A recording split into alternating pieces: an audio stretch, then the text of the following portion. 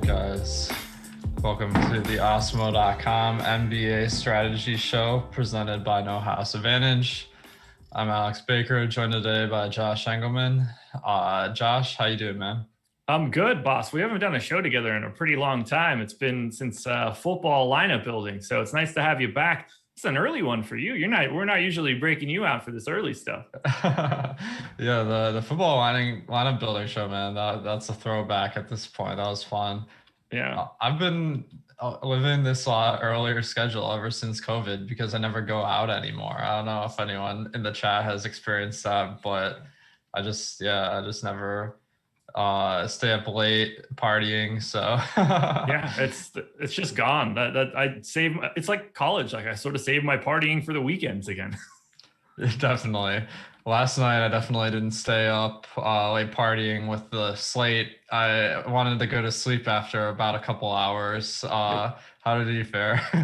So I had a ton of exposure to Charlotte. So in theory, like all of my "you are currently winning" stuff looked terrible heading up to the 10 o'clock start. But I went to bed before it even started. Went really well for Ball, and then PJ Washington just took a big dump all over the entire slate. I know, man. PJ Washington, like, he might have set the record for the biggest disparity between points scored in consecutive games, because that was a little bit disappointing, especially after his 60-plus fantasy points. And everyone was on him, too. Yeah. There wasn't a lot of value, so getting to those mid-range guys kind of made everything click. And I had like 50% Cody Martin, and I was like, how does this make any sense? But there's only 1 minute left because Embiid like made me start all my lineups over again. That worked out okay, but I didn't have any great individual lineups. So yeah, I was away from Harden last night. Like I was more on Luka than Harden. Harden was more essential. I spread out a little bit more to the centers instead of Jokic. You needed Jokic, so just swing and a miss on both of those decision points.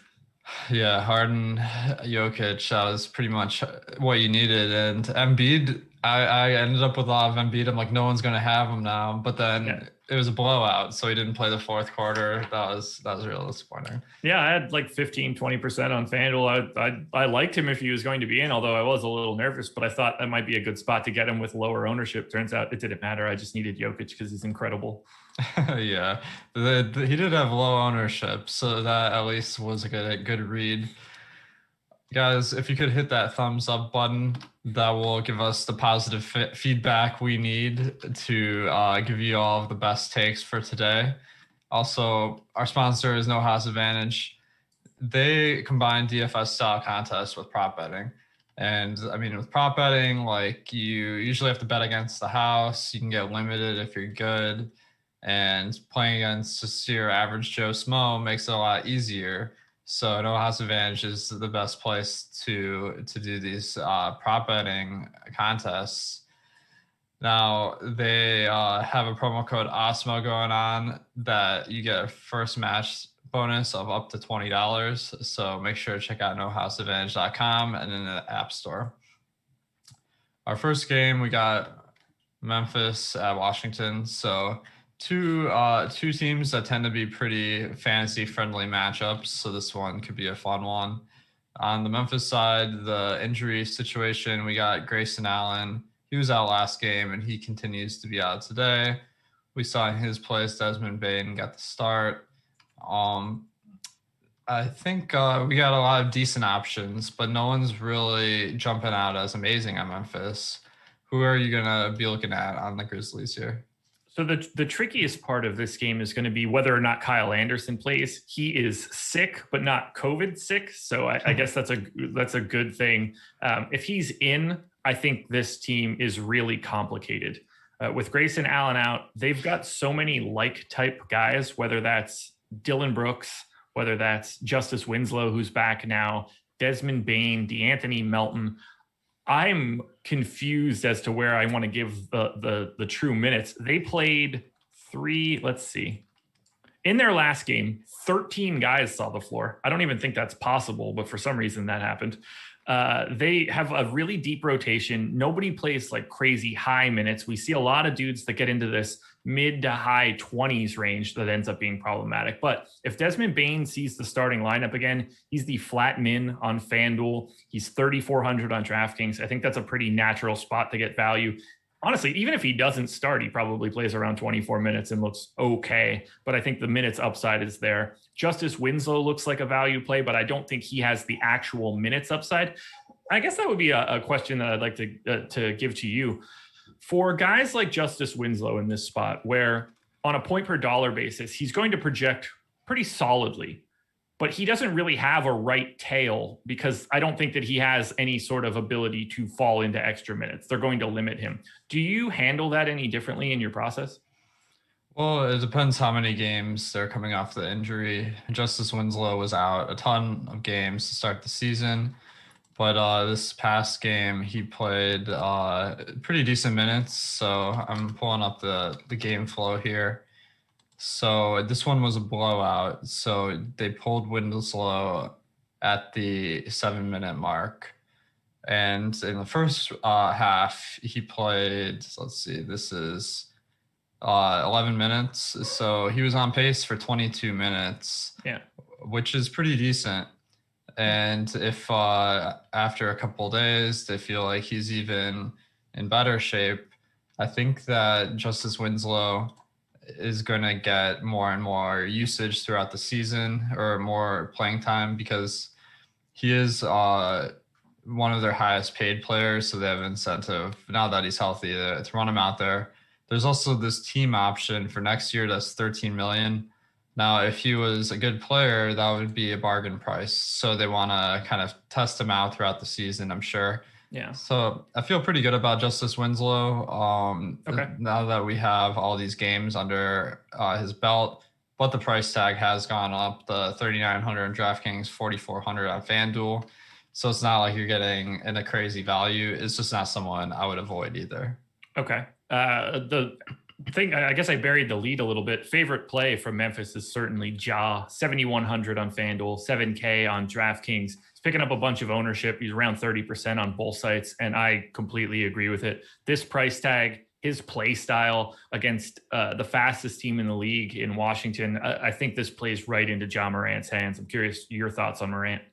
Yeah, he looks great. I mean, this is a matchup where Memphis is projected to score 119 points. They don't usually score 119 points, so we got to be looking at their main guys. Ja Morant, far and away the best on the team. So I think he's a really solid option. Joval as well. I mean, they're really high usage and rebounder, so he looks pretty solid. And Dylan Brooks is always an interesting option just because he has that mid-price point that makes him easy to fit in. Now, if Kyle Anderson was out today, I think Brandon Clark could see the start. He's been coming off the bench, but his price tag isn't anything that's going to make you want to slam him in DFS. So I think that'll be the injury news to look out for. Yeah. If Kyle Anderson is out, they got plenty of other guys off the bench that could see the extra minutes backing up Clark. So I don't really see that news as particularly like pivotal for tonight's slate. And it's the first game, so we'll have that at lock. Yeah, which is very helpful. I mean, I just filled out my answers in the strategy syllabus right now. I have Memphis as my favorite team to own today. I'm curious your thoughts. I mean, they are picking up quite a bit of ownership. I assume that they are the chalkiest team. I have not looked, but to me, I think Memphis looks the best just because of this matchup against Washington. I think they look good. I honestly, I'm kind of looking at all these teams as we're going through, but I don't see any players that are really standing out as like must plays tonight. And we see that in the ownership. Ja Morant is the highest projected owned player on DraftKings at 30%, but that's only 30% on a 6-game slate. So I think that there is no team that's really like a must have yet.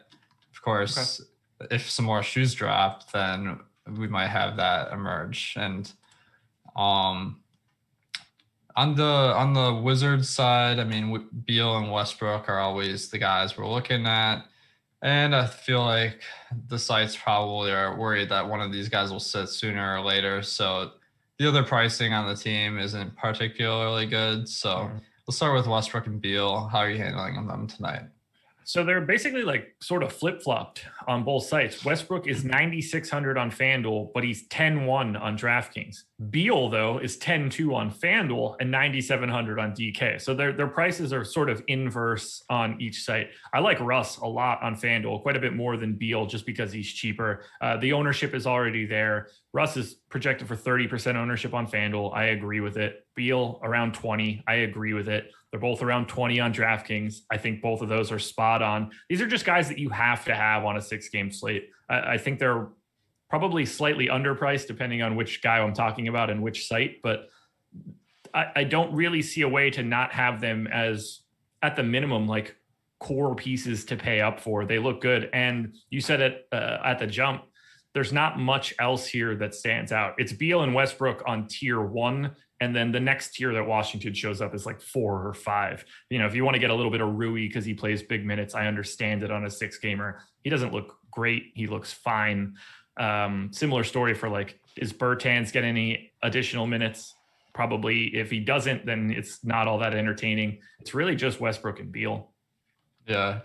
I did see someone in the chat mentioning Bertans' price is rising, which has been surprising because he's been on a minutes limit, as far as if I recall correctly. So I do think he could see more minutes in this game, but still his price is high enough that he'd have to really get a ton of run to be considered. The other thing that's frustrating about Washington is in 4 of the last 5 games, they've had a 3-man center rotation with Wagner, Lopez, and Len. If they cut that down to 2, I think one of them would be a nice value. But as it is, I can't really recommend any of the 3. What do you think with their centers? I'm in the exact same boat as you. And the minutes, it seems like Robin Lopez's minutes are the most consistent, but he's also like a 0.8 fantasy point per minute guy normally. So if he's just getting consistently 23 minutes, I'm going to consistently not put him in my lineups. Like Mo Wagner would be the guy you would want to get to, but I don't think that he's going to play enough to become relevant. And then Len seems to just get like 1 rotation. So yeah, because of the way they're running this rotation, I don't see it as all that viable to get to any centers from Washington, which is kind of a shame. I wish they would just run 2 centers. It seems like a team where we should have some nice center value, but it hasn't really materialized. Yeah. Now, the next game, Atlanta at Miami. We have Jimmy Butler questionable for this one. So he sat the last game, and Kendrick Nunn had a big performance that won people a bunch of money. Now let's talk if Butler is in. I mean, I think that isn't great for anyone, but particularly Kendrick Nunn, maybe like Kelly Olynyk, who needs to get those closing minutes.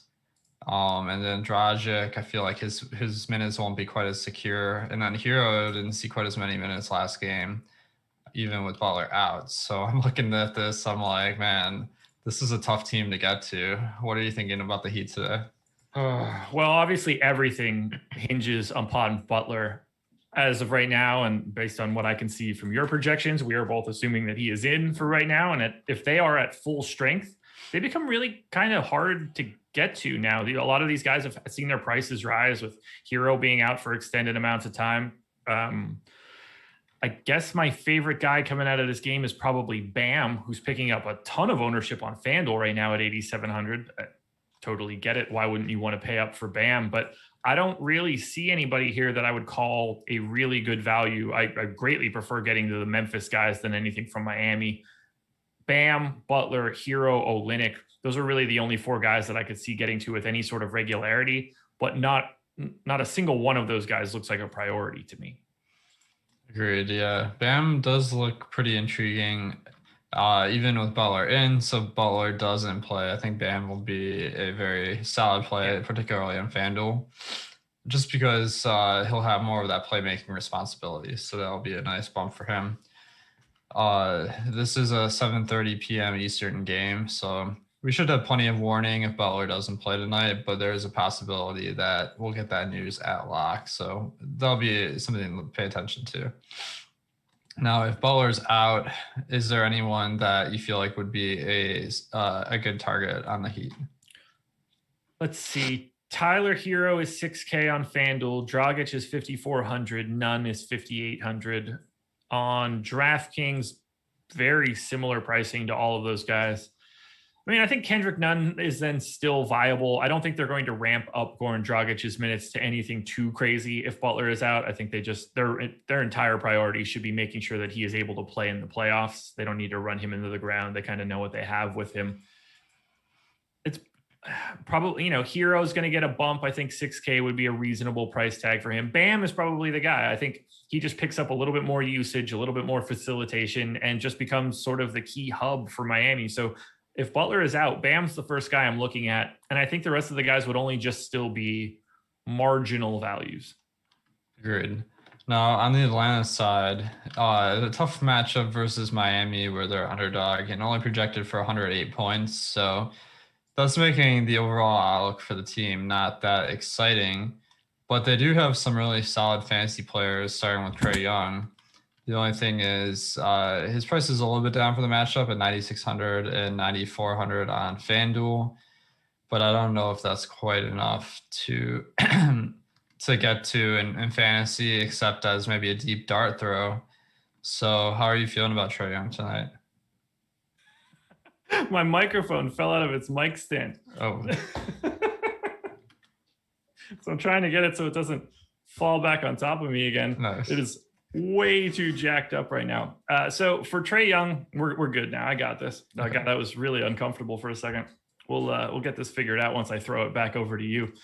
For Trae Young, 9,400, 9,600. I think those prices are both fine. It's not a great spot against Miami. Probably looks a little bit better if Jimmy Butler ends up out. So I've got my eye on Trae Young. I've got my eye on Kevin Huerter, at least a little bit, 5,300 on FanDuel. Those are the only two guys picking up any double-digit ownership. Single digits across the board for Atlanta on the DK side. But I think the biggest question for this game is, does anything change? Coach got fired yesterday. Nate McMillan in. All bets are off as far as I'm concerned. I assume he maintains the status quo through the All-Star break, but I think that we could see Atlanta look like a very different team coming back out of the break. Yeah, that's crazy that they cut Lloyd Pierce after such a small number of games. So that will definitely be something to look out for. So like if the minutes are shaken up considerably after today's game, then we'll have to use that to kind of make predictions for future rotations. So, yeah, I mean, one guy that I'm just completely speculating here, but Onyeka Okongwu was one of their first rounders this year, or was their first rounder. He's barely been playing. I mean, maybe he could see some more minutes. Like that's really the only guy that I feel like could be hugely affected, but I don't think that's a factor tonight. And the one thing that's been tough to peg with Atlanta has been that at the power forward and center position, they have this rotation of Collins, Capella, and Gallo.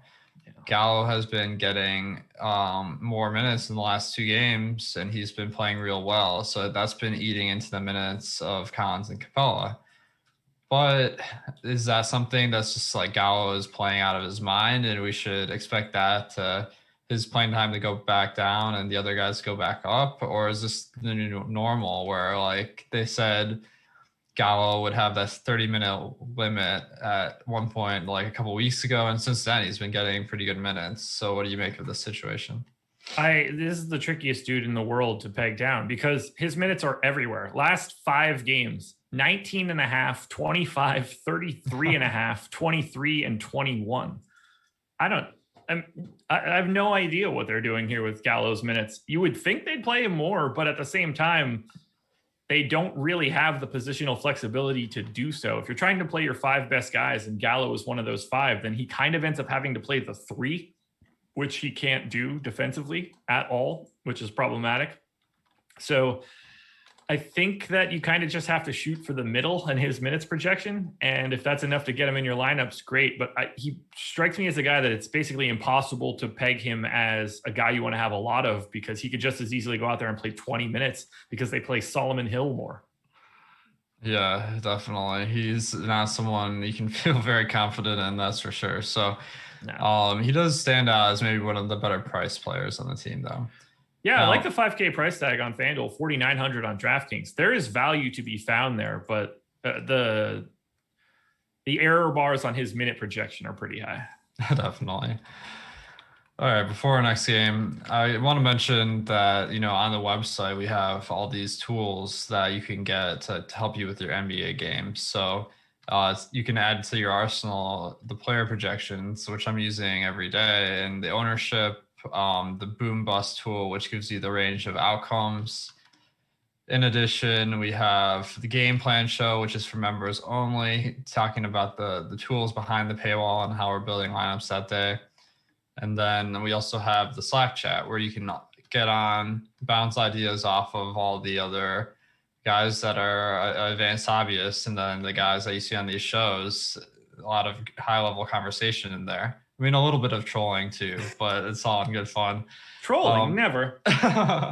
One of our key features on Slack is on the NBA Breaking News channel, El Negro Loco, or formerly known as ENL, now News God. He's dropping in alerts when there is urgent information.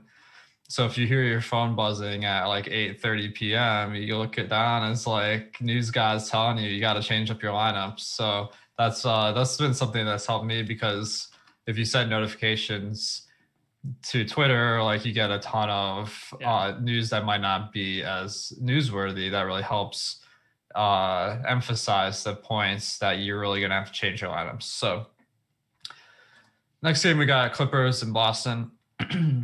So the Clippers, we've had a nice stretch where Kawhi and Paul George have both been healthy. Kawhi's even playing back-to-backs these days, which has been an interesting development. Today's not one, but I thought that was encouraging. So Kawhi and Paul George have been the main guys targeted in fantasy, I'd say. When they're both in, they aren't quite as appealing, though. And you have this matchup versus Boston, which I think is one of the tougher ones for fantasy. So are you looking at Kawhi and Paul George as lineup pieces today? Yes. And they are the only two Clippers that I think are all that viable outside of maybe a little bit of Batum, which is disgusting. Paul George is 7,900 on FanDuel. Like, that price is just incorrect. We saw him get a minutes bump the last time out, so we know that it's in the cards that he can get back to his normal style of run. He played 37 and a half minutes on the 28th of February. Previous to that, he'd been averaging about 29 and a half. So we know that he can get there. I went with 34 today, so I'm trying to still be a little bit pessimistic because he's going to be in for 36 in any sort of competitive game once he's at full strength. At 34, I think he looks great. Even if it's 32, I still think because of that $7,900 price tag, it's basically impossible to get away from on FanDuel. I like both guys on DraftKings too. 8,800 for Kawhi, 8,400 for Paul George. Both of those prices seem fine. They are picking up a little bit of ownership, as they should. Nothing too crazy, nothing I want to get away from. I actually think they're mildly under-owned given what I'm looking at right now. It's a tough spot. I mentioned it in the process show, or maybe it was the contenders. I can't keep up with anything. I do a lot of content in the morning. Just want something that I talked on. Kawhi and Paul George are sort of like the dream scenario for what Boston has. This is just like the younger version of those two guys in Tatum and Brown. So I'm anxious to see how that matchup looks. But for right now, because of the prices, it's really difficult to not look at Kawhi and Paul George, even in a tough matchup. Yeah, definitely. I think the price on Paul George stands out, as you mentioned, and he has averaged more minutes over the year to date than the last 15 games. So that is a sign that maybe his minutes will go back up to a higher level than he's been seeing. So I think that's a good call. And then I think their price point just being a little bit less in the top tier might be a little bit easier to fit in, given we don't have a ton of value on today's slate yet. What about the other guys? I know you said you didn't like them, but I'm looking at Patrick Beverly, 3,800 on DraftKings. That's a low price for a starter, even though he hasn't been getting a lot of run. He just kind of fits, and we don't have any other guys in that price range that look great either. So I'm looking at him maybe like a decent piece. Do you have any confidence in Beverly? Confidence? No, not so much. I do agree with you pointing out Beverly. Beverly and Batum are the only guys that aren't shaded in aggressive red for me for this game, other than the two studs.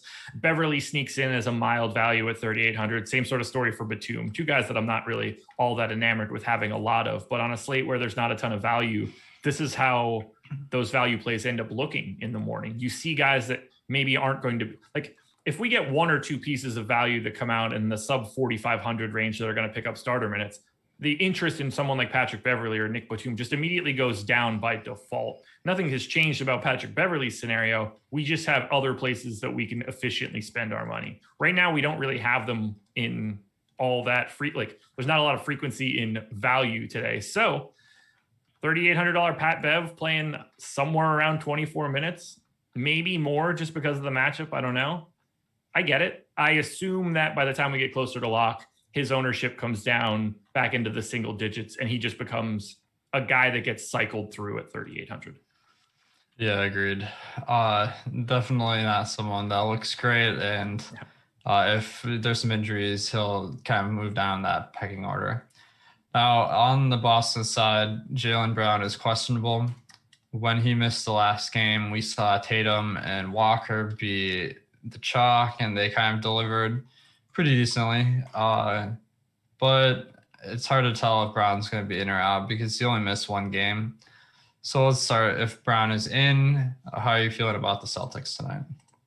This is a really weird situation. So they're basically the opposite of the Clippers. I don't have all that much interest in Tatum and Brown. It's the other guys on Boston that are potentially decent to me. Kemba Walker, 6,800 on FanDuel, 7,300 on DraftKings. He's picking up no ownership on DK right now. I'd be interested in him as more of a contrarian play. On FanDuel for 6,800, because you have to roster 2 point guards on a 6-game slate, I think he's actually a tad under-owned right now. And then Daniel Tice, he's sneaky playing a lot of minutes as of late. And when I tried to project out these rotations earlier today, I had extra minutes going around that I couldn't figure out what to do with. And I tried to be even pessimistic with Tice. So I'm curious what your thoughts are on Tice right now, because he's showing up as a really nice value play to me, but we're a little different on Tice's outlook. Yeah, definitely. I mean, he's a guy that he's averaged 25 minutes a game on the year. Over the last 5 games, he's been seeing elevated minutes, so that's been nice to see. I feel like he's not a great points per minute guy, especially now that he's playing power forward a lot. So I'm not super excited, but I see on FanDuel his price point of 4,900 is a little bit more affordable. Now, if Brown was out, does that change significantly the way you're approaching Boston tonight?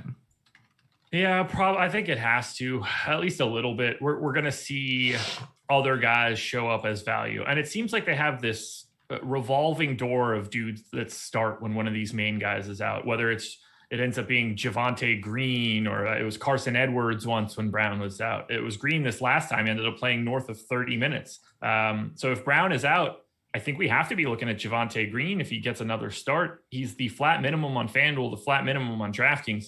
Even if he's got a terrible projection, a starter at the flat minimum, I mean, he's going to be at least some sort of value play on a 6-game slate. So that would be one of the first places I would look, sort of just who ends up being the starter in Brown's stead.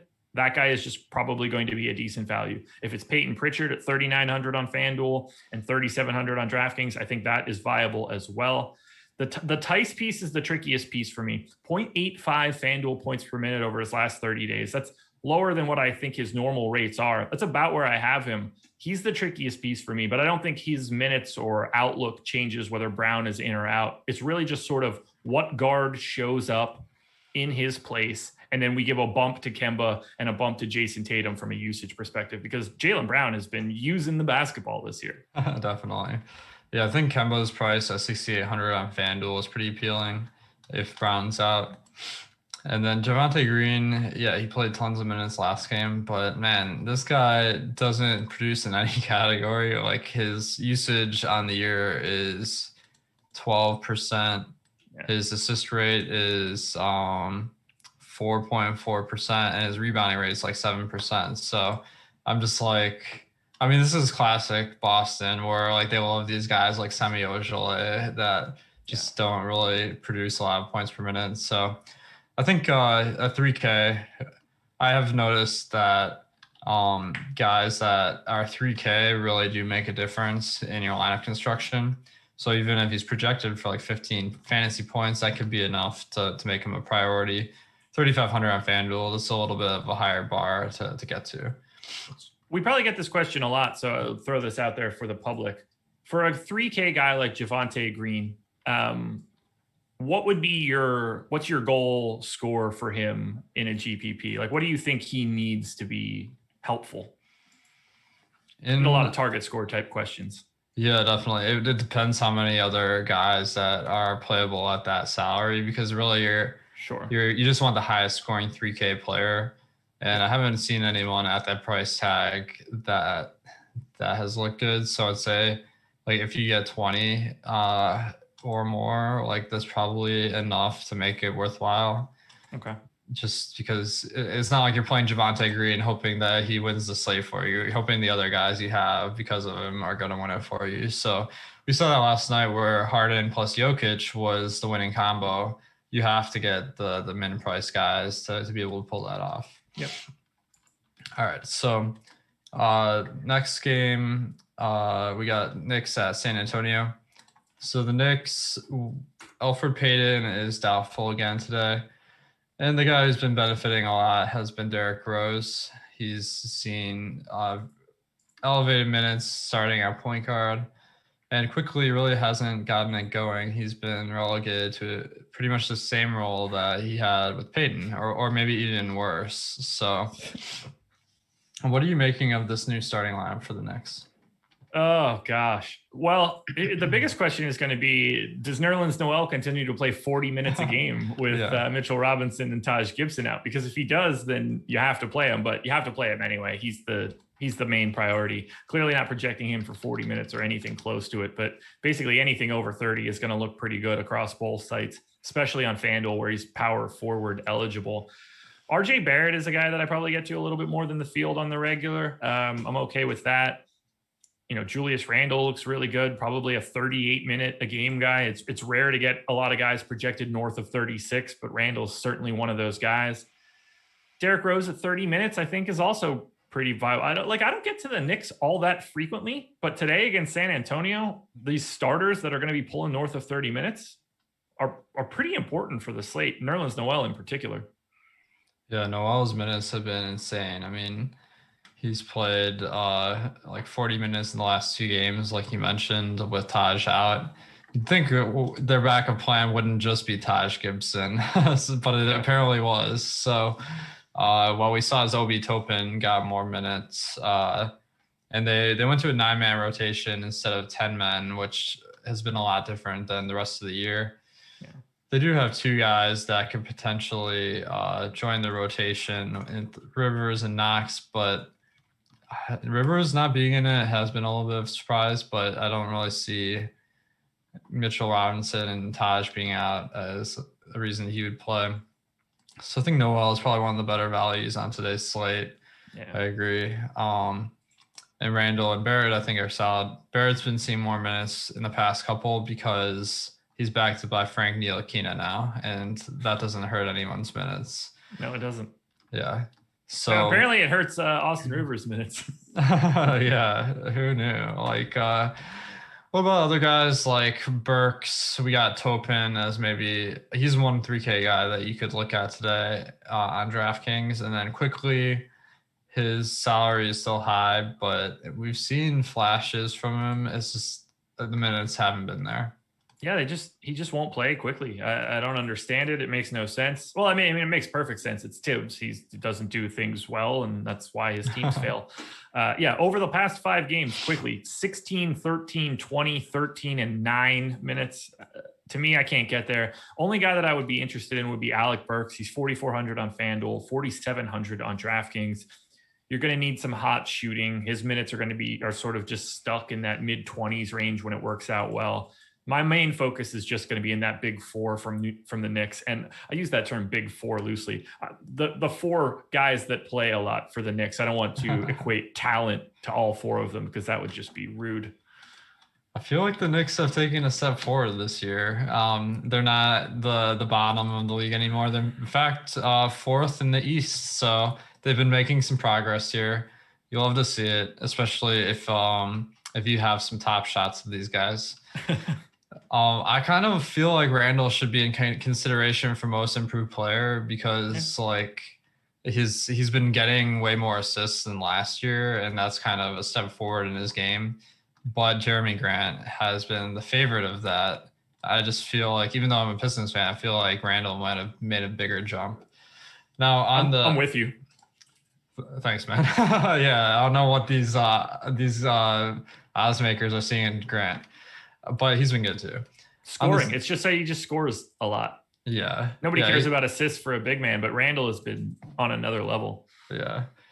On the Spurs side, we have Keldon Johnson questionable for this one. He was ruled out yesterday due to conditioning, so I think that it's going to be tough to know if he plays or not. But we got the news pretty far in advance. So if Keldon Johnson's back today, do you think that impacts anyone, or is that a non-factor? I certainly think it impacts guys like Trey Lyles, Luka Samanic, Keita Bates-Diop, probably Keita Bates-Diop first. Pop had a quote that he expects Keldon Johnson to be back faster than most people that had the same sort of problems as him. I don't get the sense we're going to see him. I think that these guys are going to potentially be on ice through the All-Star break. I don't know. I mean, they probably don't want to play shorthanded. Spurs are pretty good this year. Good enough to be like in the mix for playoff spots and stuff. So I am treating it as if he's not playing for right now, along with the rest of these guys. But he is the one guy that I think would have a pretty big impact in some of the ownership. I don't think it would really affect like Lonnie Walker, DeRozan, Patty Mills all that much, but it would sort of remove any real interest in Trey Lyles or Luka Samanic. I feel like they might ease him in a little bit more because of the COVID situation. And since he's ruled out for conditioning, I don't know if he'd be like, if he played today, I think he'd just take one of the rotations of Bates or Samanic.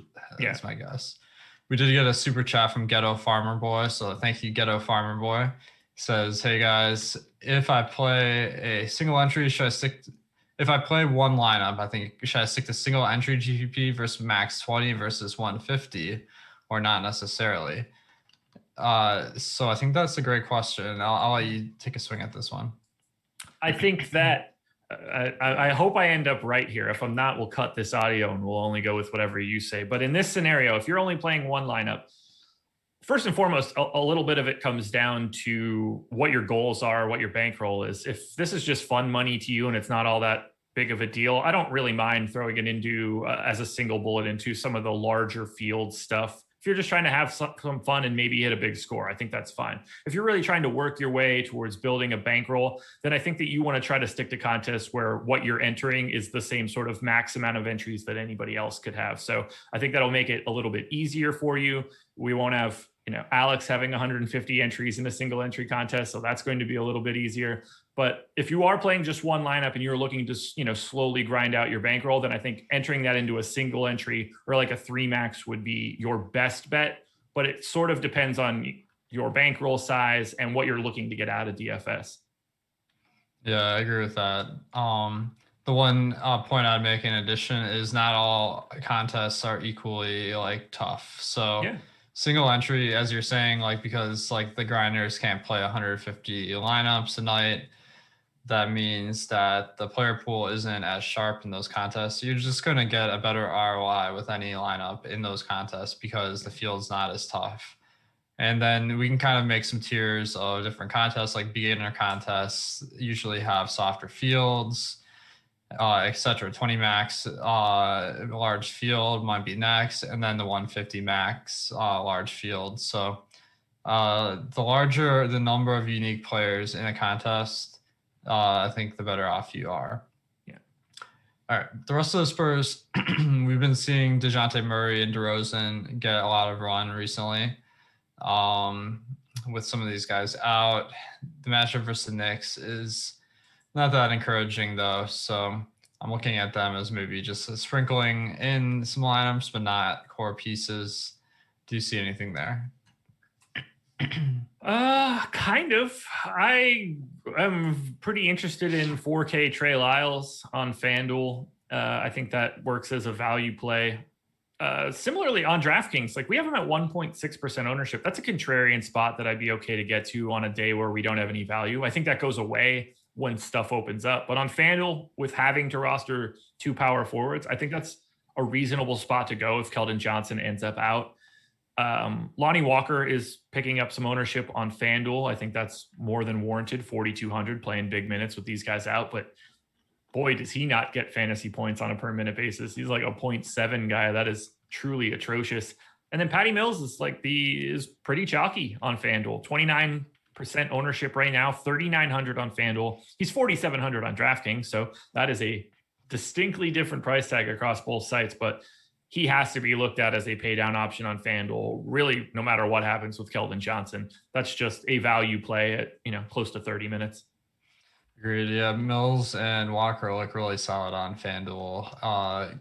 So I think they're going to be good plays there. Yeah. And then the price disparity is pretty big on those guys on DraftKings. So they're overpriced on those sites or on DraftKings.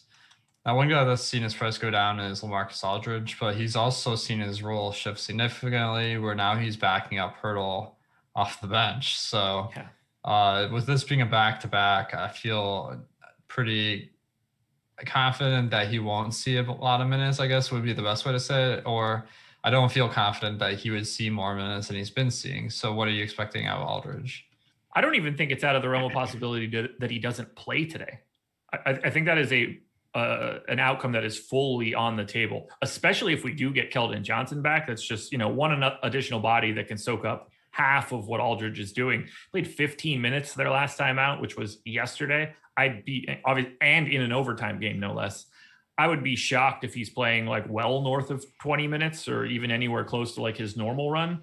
And at that price tag, it's not a place that I want to be, but I would keep my eye on it. It wouldn't surprise me in the slightest for him to just be ruled out for rest on a back-to-back. I mean, he's got like an actual long-term hip injury. This is not just like, sprained finger, he's been out a bit, cardio's down. His hip is legitimately a problem. Yeah, I think if he's out, then Pirtle could be a good option on FanDuel. Yeah. Drew Eubanks would probably rejoin the starting rotation. He'd back up Pirtle, and that's where a lot of the minutes would go. He's not that exciting, though. No. All right, guys. So if you like the strategy show, but you also like listening to stuff in podcasts, make sure to hit up our podcast network, awesemo.com/podcast. You can get pretty much any show that's not a live before lock on podcasts. So check that out. And you can also win a free month, a free week of Awesemo Plus if you enter a review of our podcast, and hopefully it's 5 stars. And then also, Odd Shopper is our odds comparison tool. 80% of you guys said that finding the best odds for the bet you want to make is important to you. And this is the tool that shows you all of the U.S. books that are available in your state. And we have a new feature on the player props where you can see the projection and our projected win percentage for those props. So that's a really nice tool to help you guys find some winning bets. Denver at Milwaukee. So we saw yesterday, Jokic went nuts. And I think with Gary Harris, JaMychal Green, and Paul Millsap out, that kind of creates an opportunity for him to maybe steal a little bit more usage, assists, etc. So do you see Jokic as another top play tonight? Yeah, I like him more today than I did yesterday, which feels really great that I'm just chasing performance. But it's Jokic. I mean, he's been absolutely insane, like a 1.6 fantasy point per minute guy this season and over the last 30 days. He's picking up ownership on both sides. He certainly should. He's one of the best pay-up options you can find. The only thing that really slows him down is just having only center eligibility, where some of the other pay-up guys, you could be a little bit more wide in your rostering spots, like someone like Giannis, for example. But no, I'm very happy to get to Jokic. I'm happy to get to really this entire starting lineup. They're playing big minutes. I don't really see a ton of minutes coming in for some of these other guys, other than, I know PJ Dozier became like the chalk du jour yesterday that didn't go well at all. I think that's probably going to happen at least a little bit again today at 3,200 on DK. But Jokic, Murray, Porter, Barton, Morris, I mean, these guys should play 32 plus minutes, potentially 34, 36, even more. They have no problem running these guys out in any sort of aggressive manner. Ownership is coming into most of these guys outside of Jamal Murray, who really never pulls that sort of ownership. But Jokic, Porter, and Barton all look like guys that are going to be pretty tightly in my core on FanDuel. Murray and Morris are probably a step behind that. I think they're all a little bit closer to each other on DraftKings just because of the MPE. It's hard for anybody to just truly separate from the pack. Everything flattens out a bit. But the starting five for Denver in this spot, I don't really see how you get away from them, particularly with this game total. I think I had it at 236 last I looked. Only 2 games up this high, the Wizards game as well. Everything else is in sort of the low 220s or even the 210s. So I can't see a way where you bet against the minutes for Denver. Definitely. Those 5 guys that are starting have had pretty secure minutes now that the rotation is a little bit tighter. Yeah. So like that call. It is a big difference between DraftKings and FanDuel today, where Porter and Barton look like really good plays on FanDuel, but they're priced up on DraftKings. Yeah. Monty Morris looks pretty solid on both. And then PJ Dozier, as you mentioned, he was a little bit popular yesterday. Now, I feel like he played 18 minutes, so that's not bad. That's something we can work with. But they gave Vladko Cancer 20 minutes. So, I mean, like, it's pretty clear there's other guys that are just going to soak up some minutes that might not be very good. So, I don't know. I don't feel great about Dozier. No, neither do I. I would guess that their goal is to play Dozier more minutes than Vlatko Cancar, but I don't know if that really happens. Do you get to our boy Vlatko at all today? Nah, he's not really a fantasy stalwart, I guess. Yeah. Only about 2/3 of a point per minute. So nothing really there, but maybe someday. Now, on the Milwaukee side, this is a tougher matchup for them than average. So we might see a few more minutes out of some of the key guys like Antetokounmpo and Chris Middleton. Drew Holiday came back last game, but he played very limited minutes, so I'm not expecting him to be fantasy playable today. Now, how do you feel about Giannis and Middleton with the matchup being a little tougher today? So I love Giannis on both sites. He's picking up the ownership, and I think he deserves it. I don't have a single problem getting to him. I think he's actually the best pay-up option across FanDuel and DraftKings. He just does so much, and we're getting basically the best fantasy point per minute guy in the league, finally playing the amount of minutes that you want a starter to play. He's playing 36 minutes a game. He's been at 1.75 FanDuel points per minute over the last 30 days. That's just insane. So I am very, very happy to be concentrating some ownership on Giannis on either FanDuel or DK. Chris Middleton is a different story. If you're playing on FanDuel, you're going to like him a lot. He's 7,400, position works, looks really good. He's 8,300 on DK. I don't see that as a spot where you want to get really heavy on someone like Middleton. The spot where you want to go on DraftKings from Milwaukee is Brook Lopez, 4,100, $1,000 cheaper than he is on FanDuel, playing, just shy of 30 minutes, maybe more in a game like this with Jokic out on the floor. They go to Brook Lopez a little bit more than having Bobby Portis out there to get abused by Jokic. So I think Brook Lopez looks pretty good as a center option on DraftKings.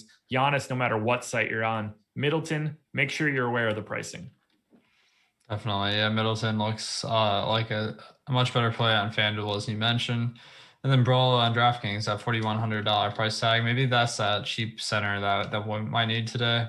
Yeah. I do notice that Connaughton and Portis have been playing decent minutes. A couple of games ago, Portis played 30 minutes, but I feel like that's kind of fluky. Do you feel like there's any? I guess he's 5,600 on FanDuel, so I'm guessing you're probably not going to have any Portis. No, I'm not going to be getting to any Portis. That price tag is just truly ludicrous. If you're going to get to him anywhere, it's going to be on DraftKings. But at the same time, he's basically, they don't generally play Lopez and Portis alongside each other. That particular game on the 25th was the case, but normally this is just either a straight 48 or maybe even slightly less than that. So I've got Lopez in for 28. I've got Portis in for 20. And at that point in time, I probably wouldn't get to any Bobby Portis. Agreed.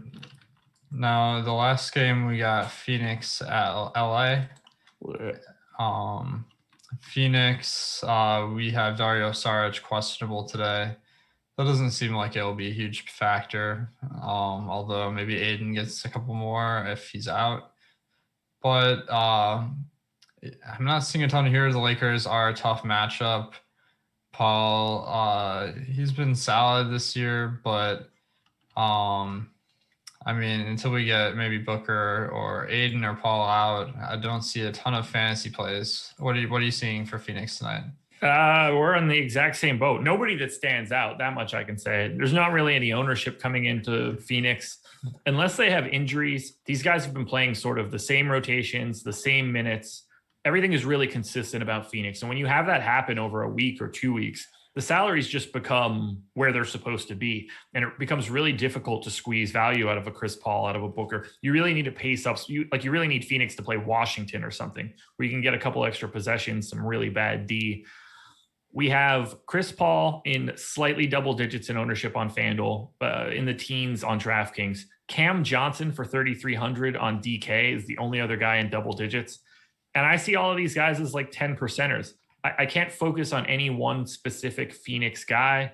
I would say that I would expect to have, one of Paul or Booker or Ayton or Bridges rotating through a lot of my lineups, but there's not a single guy on Phoenix where I'd be like, that's the guy that you should focus on today. The matchup is too difficult. The Lakers defense is solid, even without Anthony Davis. The game total on this one is ultra low. This is not a good late night hammer. It's a great basketball game. Well, it could be a great basketball game. Lakers aren't as good without AD, but not as great of a fantasy game. I agree. Yeah, I might stack this one in the showdown slate and leave it at that. There you go. But Paul on DraftKings and FanDuel, he's probably the one guy that looks like a decent play at 7,500 on DraftKings, 79 on FanDuel. Just like kind of that mid price point guy that usually there aren't a ton of great plays. Aiden looks playable. Beyond that, man, I'm not seeing anyone that I wonder, like, okay, so I'm thinking this through. Kaminsky, if AD was playing, like, I feel like maybe that would be a spot where he could see some more minutes, but he's been starting, but he's not getting the minutes. But on occasion he does. So would you take any shots there? I'm kind of leaning not to. No, I don't think so. They have so many different dudes that they can put there, even if Saric is out, whether it's more minutes to Crowder, Kaminsky, Cam Johnson. They have options. They can go slightly smaller, get Eton Moore or Abdel Nader out there for a little bit more time. I don't see much that you can squeeze out of this Phoenix team right now. But boy, are they good. Yeah. On the Lakers side, I mean, LeBron with no AD has been a pretty decent fantasy option, but his price has gone up. He's 10.7K on DraftKings, 10.8K on FanDuel, and then the matchup is negative. So I feel like this might not be the best night to target LeBron. How are you handling LeBron tonight? With kid gloves, I guess. 10-8 on FanDuel. Again, it's always going to look a little bit different between FanDuel and DraftKings just because of having to roster two guys. So I prefer LeBron on FanDuel to DK. I would just rather pay up to somebody like Giannis or Jokic on DraftKings over LeBron in this spot. So LeBron is really the only guy that I would be looking at on FanDuel. I see the rest of this team as pretty much not interesting. Maybe a little bit of Kyle Kuzma for 5,300 is okay. On DK, I'm not even as interested in LeBron. Montrezl Harrell's minutes have been a little weird, but I don't see him as anything other than filler. Schroeder, I don't see as anything other than filler. $3,400 Markieff Morris. If he gets another start, that's another spot where you can find a little bit of value.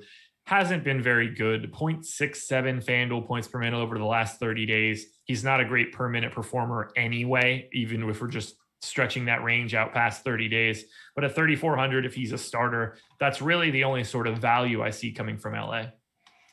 Yeah, there's not much here as it stands. So I think this one will be tough to get to. I'm looking at the no house advantage props, and I'm seeing some value there at least because I'm seeing they have LeBron's rebound prop as 9.5 and his assist prop at 9.5. I'm kind of honing in on this assist prop because I feel like the Lakers, they're only projected to score 108 points today. That's well below average. So I'm thinking now that Schroeder is back, he's going to take some assists. Do you see value in that 9.5 assist prop for LeBron? You're looking at the under? Yeah. I have him projected for 8.5 assists, so I think that I am right there with you. I would be more interested in taking the under now that Schroeder is back. Nice. So that's that'll be maybe you can get some late night hammer action on No House Advantage. So that's always sweat fun. Those assist props in the late night hammer. That's some degenerate stuff. Oh, it's midnight, and I got to make sure that LeBron doesn't throw an assist in the fourth quarter. I mean, those prop bets, especially if you take the under, can be exhilarating. So it's a lot of fun. Now, the rest of the Lakers, I think we're in agreement that there's not much here until we see another injury or something because yeah. So I think this we covered all the games here. A nice little 6-gamer with that postponed game. Now I feel like this one, as it stands, it could be a lot tougher without some better value opening up to build a lineup. How are you feeling about the lineup construction today overall? I think it's a little tricky. I don't see a ton of different spots that we can get a lot of additional value from. We have enough pay up options that it seems like you're going to need to get to at least one of that, Giannis, Russell Westbrook, LeBron type tier, probably to that Paul George, Kawhi Leonard price point is really going to bring their ownership up. So maybe even trying to get away from those guys slightly is the way to get different. But you're probably going to have a guy or two in these lineups today that you are not at all comfortable with just based on the way that this slate looks. So on a day like today, I hope that it stays hard. Those are the days that I prefer the most. I feel like I've got a better shot on a day like that. It's not fun, but right now, this looks like a pretty tricky slate as we slowly get ourselves into the All-Star break. What are you seeing? Is this the type of slate that you like, don't like? Yeah, this is the funny thing about these slates is I feel like I like my lineups less, but everyone has that same feeling. So it actually can be an advantage where, like, if you know how to adjust for a slate where there's not value, you can really play the ownerships more. Now, we did get one last super chat here from Mr. Pibb. So thanks, Mr. Pibb. He says, considering that Phoenix will be traveling on the L8 PP, how do you think that will affect the slate? I don't even understand maybe it's I8 PP? In Pacific Parkway? I8 PP. Oh, wow. Damn it. I love that he made that joke and he didn't get you with it. All right. Well, that was hard to read off. So, thanks, Mr. Pip, for the super chat. We will read anything for money. I've got a lot of content going on for the rest of today. So, got a couple of other sports in the afternoon. PGA strategy at 2 p.m. Eastern with Ben and Tim. Then we have the NHL show at 3 p.m. with Jake and Terry. And then the game plan is also at 3 p.m. That's our NBA premium stream with Sean Zahn, building some lives using the premium content to do that. Oh, we got a super chat here from James Anderson. Thanks, James. No question attached. And then, of course, we have you covered with a lot of NBA content leading up to lock from 4 p.m. Eastern on, and then the late slate swap and sweat show, the show with the best name in the industry. So, guys, thank you for tuning in here. I got a nice slate today. Thanks, No House Advantage, for the sponsorship. If you haven't already downloaded their app, make sure to check them out and use the promo code Awesemo for $20 deposit match.